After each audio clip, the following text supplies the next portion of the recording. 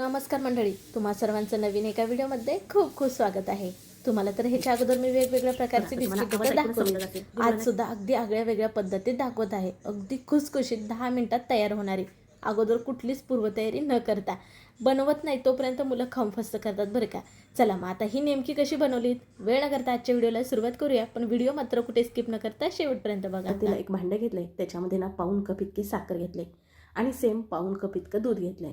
दूध ना अगोदर गरम करून थंड करून घेतले बरं का. आता काय करायचं आपल्याला, ह्या दुधामध्ये साखर हलकी विरघळून घ्यायची, अति जास्त नाही, कारण का आपल्याला साखरेचे ना मोठे मोठे कण तसंच ठेवायचे आहे. आणि दूध काय नाही थंड घ्यायचं, गरम घ्यायचं नाही. दूध जर गरम घेतला तर साखर ह्या दुधामध्ये संपूर्ण विरघळून जाईल. ही मात्र तुम्हाला एक टिप्स लक्षात घ्यायची आहे. आता जरा हे बाजूला ठेवूयात. एक मोठं भांडं घेतलंय, त्याच्यामध्ये घेणार आहोत गव्हाचं पीठ. नेहमी आपण जे चपातीसाठी वापरतो ना तेच घेतलेलं आहे.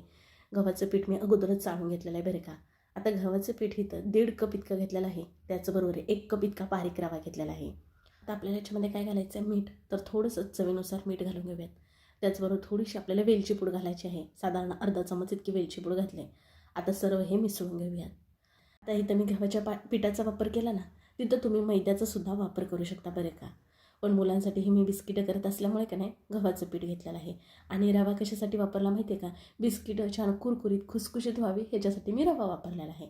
बघा सर्व मिसळून झालं की आता आपण दुधामध्ये साखर ठेवली होती बघा विरघळण्यासाठी. बघा हलकीच विरघळलेली आहे. इथं तुम्हाला साखरेचे कण दिसतच असतील. आता काय काय करायचं आहे आपल्याला, हे साखरेचे जो दूध आहे आणि जी साखर आहे तळाशी बसलेली, ती आता आपल्याला ह्याच्यामध्ये 1-2 चमचे घालून दूध घालायचं आहे आणि हे मळून घ्यायचं आहे बरं का. जरा घट्टच ठेवायचं आहे, सैलसर बिलकुलसुद्धा ठेवायचं नाही. गोडाचं प्रमाण तुम्ही तुमच्या आवडीनुसार करू शकता. पण इथं बघा गव्हाचं पीठ 1.5 कप घेतलं होतं, त्याच्यासाठी मी पाऊण कप इतकी साखर घेतली. म्हणजे गोडी सांगायला गेली तर मध्यम गोडीच ही बिस्किट होतात आपली.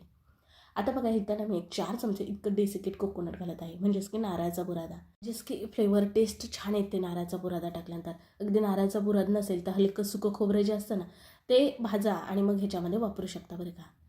आता बघा थोडं थोडं इथं मी साखर आणि दूध घालून हे पीठ मळत आहे. तुम्ही म्हणाल दूध न वापरता पाणी वापरलं तर चालेल का, तर हो, तुम्ही पाण्यामध्ये ना साखर विरघळून ह्या पद्धतीतच वापरू शकता. पण दूध वापरल्यामुळे टेस्ट छान येते, म्हणून मी इथं दूध वापरलेलं आहे बरं का. आता आपण जिथे बारीक रवा वापरला, जर तुमच्याकडे मोठा रवा असेल तर एकदा तो मिक्सरला फिरवा आणि मग वापरू शकता. पण रवा बारीकच वापरायचा आहे बरं का. आता बघा हे जे पीठ आहे ते छान घट्ट मळून झालेलं आहे. आता आपल्याला काय करायचं आहे, ह्याच्यामध्ये तूप घालायचं आहे. तर 1 चमचा इतकं तूप घालून पुन्हा छान असं आपल्याला मळून घ्यायचं आहे. तुपाच्या ऐवजी तेलसुद्धा वापरू शकता, पण तूप वापरल्यामुळे ना चव छान असा फ्लेवर येतो म्हणून वापरलेला आहे. आता बाकी तुम्हाला ह्याच्यामध्ये जर ड्रायफ्रूट ॲड करायचे असेल तर काजू, बदाम, पिस्ता किंवा अक्रोड ह्याचे बारीक बारीक तुकडे ह्याच्यामध्ये घातलात ना तरीसुद्धा चालेल, किंवा अगदी पावडर करून घातला सर्व ड्रायफ्रूटची तरीसुद्धा चालेल. बघा छान असं इथं एक चिकनं हे पीठ मळून घेतलेलं आहे. जरा घट्टच आहे बघा. आता ह्याच्यावरती झाकण ठेवून ना आपण एक 10 मिनटं तसंच ठेवणार आहोत, कारण ह्याच्यामध्ये रवा वापरलं का नाही तो फुलायला हवा म्हणून. आणि इथं बघा जे दूध आणि साखरेचं मिश्रण होतं ते साधारण 2 चमच इतकं उरलेलं आहे. अगदी ते सुद्धा वापरू शकलो असतो, पण ना थोडंसं हे सैलसर होईल त्याच्यामुळे मी वापरलेलं नाही. आता 10 मिनटानंतर बघा छान असं एक पीठ मळलं होतं, तर त्याचे 2 भाग केले, जसा चपातीला उंडा करतो का नाही तसा. आणि बाकीचं जे आहे ते पुन्हा झाकून ठेवायचं नाही तर कडक होतं म्हणून. तर ह्याची काय आपल्याला चपाती वगैरे लाटत बसायची नाही, एक रोल करायचा आहे बरं का. बघा ह्या पद्धतीने तुम्हाला आता इथे व्हिडिओमध्ये दिसत असेल, छान एकसारखा असा रोल करून घ्यायचा. अति जाडसुद्धा ठेवायचं नाही आणि अति पातळसुद्धा ठेवायचं नाही बरं का. जर तुम्ही जाड ठेवलात ना तर बिस्किटं तळायला वेळ लागतो आणि काय होतं, बिस्किटं आतमधनं कच्ची राहण्याची शक्यता असते. त्याच्यामुळे ना अशी पातळच आपल्याला कट करून घ्यायचे आहेत. बघा बिस्किटांना आकार देण्यासाठी मी इथं असं चाकूने कापून घेत आहे आणि छान बिस्किटांना आकार येत आहे. बघा तुम्हाला इथं बघून समजत असेल. अगदी तुम्ही हातावरती छोटा छोटा गोळा घेऊन बिस्किटांना आकार दिला, चौकोनी आकार, गोल आकार, तुमच्या आवडीप्रमाणे तरीसुद्धा चालेल. पण ना तसा वेळ लागतो. पण इथं बघा सरळ एक रोल करून तुम्ही चाकूने जर अशा प्रकारे कट केला तर एका वेळेस किती बिस्किट आपली तयार होतात. आणि आतमधून बघा तुम्हाला समजतच असेल ही किती बिस्किटं खुसखुशीत होणार आहेत. आत्ताच इथं किती जाळीदार छान दिसत आहेत बघा.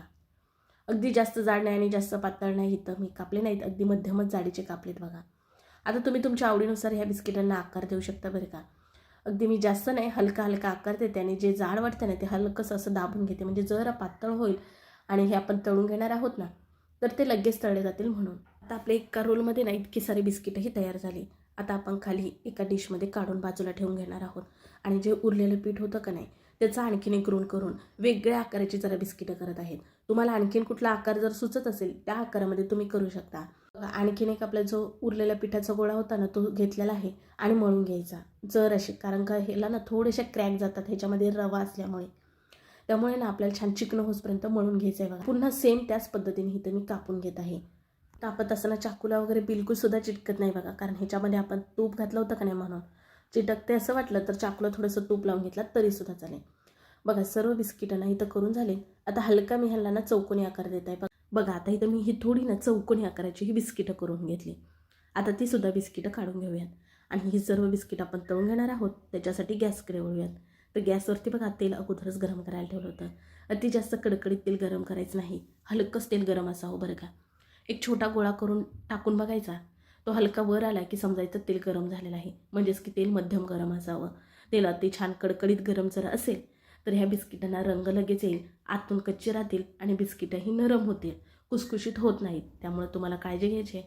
गॅस मध्यम ठेवून ना छान ही बिस्किटं तळून घ्यायची आहेत. गॅस बारीकसुद्धा करून तुम्हाला तळत बसायचं नाही, नाहीतर ह्या बिस्किटांमध्ये तेल जाऊन ना बिस्किटं आपली तेलामध्ये विरघळली जाते. त्यामुळे ही सुद्धा तुम्हाला काळजी घ्यायची आहे. आता इथं मी व्हिडिओ जरा फास्ट दाखवते, कारण आपला व्हिडिओ खूप मोठा होईल का नाही म्हणून. पण मी दोन्ही बाजूनी ना छान रंग येऊसपर्यंत आणि शिवाय ह्याला क्रिस्पीपणा येऊसपर्यंत तळून घेत आहे बघा. अगदी 4 ते 5 वेळा ना मी अलटी पलटी केलेले आहेत बिस्किटं, जेणेकरून छान ती खुसखुशीत व्हावी ह्याच्यासाठी. गॅस मध्यम ठेवलेला आहे. आता बघा सगळीकडे ही बिस्किटांना छान रंग आला की आपण ना अशा झाऱ्यावरती काढून घेणार आहोत, म्हणजे एक्स्ट्राचं तेल निघून जाईल. आता तुम्हाला वाटेल की ही बिस्किटं तेलामध्ये तळून घेतल्यामुळे तेलकट होतील का वगैरे, तर बिलकुलसुद्धा नाही. तुम्हाला मी ते पुढे दाखवतेच. 1% ह्या बिस्किटांना तेल राहत नाही बरं का. तुम्ही हातात जर बिस्किट घेतला तर कोणीच म्हणणार नाही की हे तेलामध्ये तुम्ही तळून घेतलेले आहेत. आणखीन बघा आता आपण पुन्हा ह्या चाळणीवरती काढून घेणार आहोत आणि आता छान रंग आला का नाही. आता बाकीचे सुद्धा बिस्किटं ह्या पद्धतीने तळून घेणार आहोत. या बिस्किटांना तडा गेलेले बघूनच तुम्हाला समजत असेल किती खुसखुशीत झालेत. आता जी चौकोनी आकाराची बिस्किट होती ना ते सुद्धा तेलामध्ये सोडून ना तळून घेत आहे. ही तर मी पॅनमध्येच तळून घेते, कारण काय एका वेळेस ना भरपूर अशी बिस्किटं ना ह्या पॅनमध्ये मावतात. कढईमध्ये तळायला गेलं तर एका वेळेस ना जवळजवळ 4 ते 5च कढईमध्ये बसतात, म्हणून पॅनमध्ये असे सोडून ही बिस्किटं तळून घ्यायची. बघा इथं ही दुसरी बॅचसुद्धा तळून झाली. वाव, बघू शकता रंग किती छान सुरेख आला आहे हो. आता सर्व बिस्किटं नाही इथं मी तळून घेतलेले आहेत. आता बघा तुम्हाला इथं मी दाखवते, जी साखर होती ती वर किती छान दिसत आहे हो. आपण अख्खी साखर टाकली होती, म्हणून पूर्ण दुधामध्ये साखर विरघळून घालायची नाही. आणि तुम्ही म्हणाल तेलकटपणा, तर बघा इथं मी बिस्किटला हात दाबून दाखवते, 1%सुद्धा तेल राहिलेलं नाही बरं का. आपण घेतलेल्या प्रमाणामध्ये बघा अगदी 25 ते 30 इतकी बिस्किटं तयार होतात बरं का. म्हणजे साईजनुसार आहे. साईज तुम्ही छोटी ठेवलात तर जरा जास्त बिस्किट होतील आणि असे मध्यम ठेवलात तर जरा कमी. आता आवाज तुम्हाला ऐकवते. वाव, आणि ती साखर वर दिसते की किती छान दिसते हो. आणि खरंच खुसखुशीत ही बिस्किटं होतात. अगदी तुम्ही चहासोबत खाऊ शकता, दुधासोबत खाऊ शकता, किंवा अशी कोरडी जरी खालात ना तरीसुद्धा भन्नाट लागतात. मुलांना बाहेरची मैद्याची बिस्किटं देण्याच्या ऐवजी तुम्ही ही एकदा केलात ना बिस्किटं, अगदी महिनाभर खराब होत नाहीत. बघा आता तुम्हाला आवाज ऐकूनच समजलं असेल. अगदी मुलांना शाळेचा आपण डबा देतोच, त्याच्यामध्ये तुम्ही 2 बिस्किटंही देऊ शकता जेवल्यानंतर खाण्यासाठी. बघा तुम्हाला इथं मी मोडूनसुद्धा दाखवते, त्याच्यावरून अंदाज येतच असेल ते किती खुसखुशीत झालेत. अगदी आतपर्यंत छान भाजलेत बघा. आपण दूध घातलं ना तर टेस्ट छान येते बरं का. दुधामध्ये हे पीठ मळल्यामुळे ना रंग छान येतो बिस्किटला बरं का. अगदी तुम्ही पाण्यातसुद्धा मळू शकता. मी म्हणाले हे पीठ दुधामध्ये मळल्यामुळे ही बिस्किटं खराब होत नाहीत का, तर बिलकुलसुद्धा महिनाभर खराब होत नाहीत. अगदी तुम्ही ठेवूनसुद्धा बघू शकता. कसा वाटला व्हिडिओ नक्की कमेंटमध्ये सांगायला विसरू नका. व्हिडिओ जरा सुद्धा आवडला तर पटकन एक लाईक ठोका. व्हिडिओ शेअर करा तुमच्या मित्रमैत्रिणी परिवारामध्ये, म्हणजे ते सुद्धा करून पाहतील. आणि हो, चॅनलला सबस्क्राईब करायला मात्र बिलकुलसुद्धा विसरू नका. तुम्ही सुद्धा अशी बिस्किटं करून मला कमेंटमध्ये सांगायला विसरू नका तुमची कशी झाले. मी आशा करते की आजचा व्हिडिओ तुम्हाला मनापासून आवडला असेल. चला मग पुन्हा भेटू अशा नवीन एका रेसिपीमध्ये. तोपर्यंत बाय.